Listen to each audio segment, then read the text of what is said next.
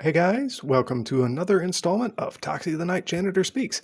I'm Toxie, your crusader for toxic masculinity, MGTOW, and various things Red Pill. Broadcasting to you from behind the golden EIB, Excellence in Broadcasting microphone.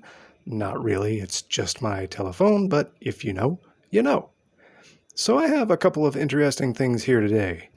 One from China Observer about exports of the J-35 fighter aircraft from China to Pakistan. Another news headline about Iran trying to drag Pakistan into its fight.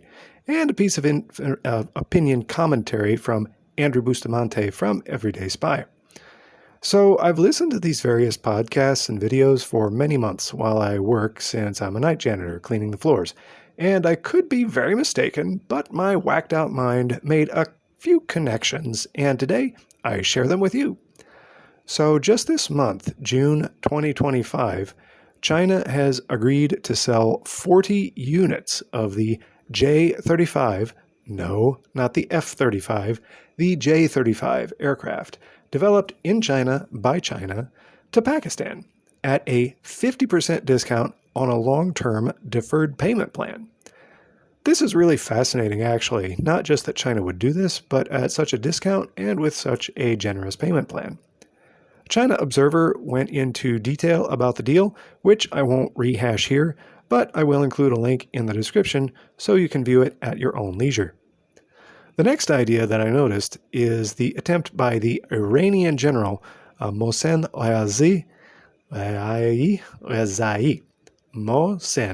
Rezai to drag Pakistan into its fight against Israel.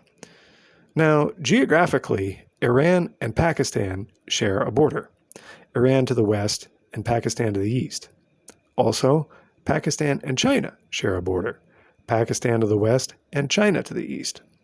So on the map, from west to east, you have Iran, Pakistan, China.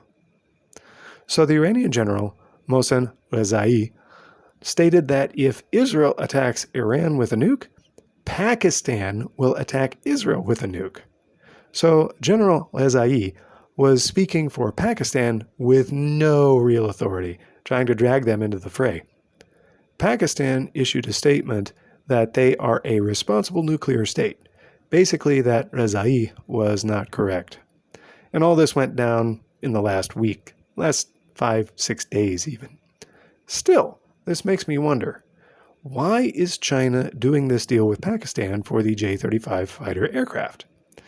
It just kind of reminds me of playing the board game Risk as a kid, or Age of Empires or StarCraft, whatever, take your pick.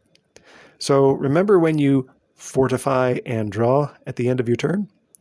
Basically, you bring all your available units to the front line where you think you have the most probability of being attacked by someone on the next turn. Same with StarCraft. This seems like a bunker fortification move to me because China isn't really the biggest friend of Israel. Now bring in a piece of information from Andrew Bustamante, an ex-CIA guy. What struck me one time listening to his podcast episode was that he said World War I looked different from anything before, and World War II looked different from World War I. So why should World War III look anything like World War II? He takes it one step further and proposes that we could in fact already be in World War III, just without the official label. It could be a proxy war thing, a lot like Ukraine. So China could in fact be shoring up its outer defenses, so to speak. Surely they observed how easily Iranian airspace was overrun by Israeli aircraft. China also has a 25-year economic partnership agreement with Iran, and China buys a ton of oil from Iran. No doubt that agreement is probably, quite possibly, in jeopardy now. So one possible explanation for the J-35 deal with Pakistan is that China is attempting to shore up their political and geographical defenses. Not a bad plan, really.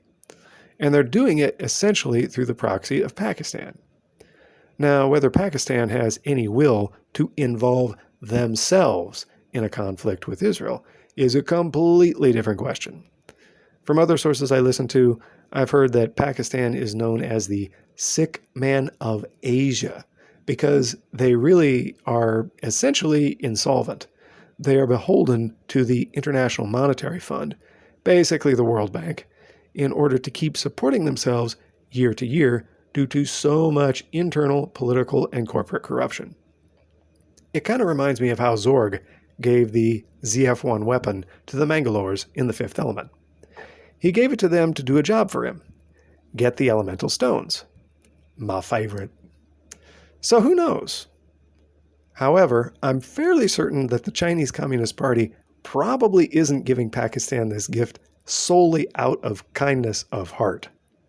I guess we'll see. What do you think? Let me know in the comments. Like, share, and subscribe for more, and I'll catch you in the next one.